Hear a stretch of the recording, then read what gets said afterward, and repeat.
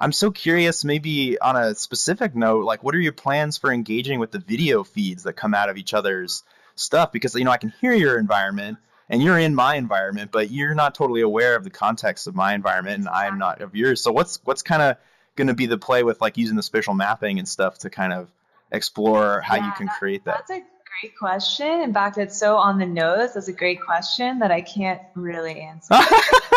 Yes, I That's knew like I'd find one. that's Yes. presumption, right? Like that's basically the sense. Oh, But basically, like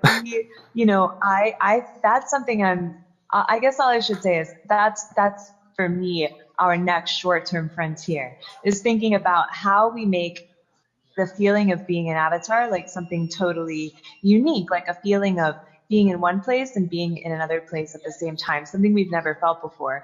And I think that's really leaning into the features of spatial computing and mixed reality that VR and that mobile AR really can't give you.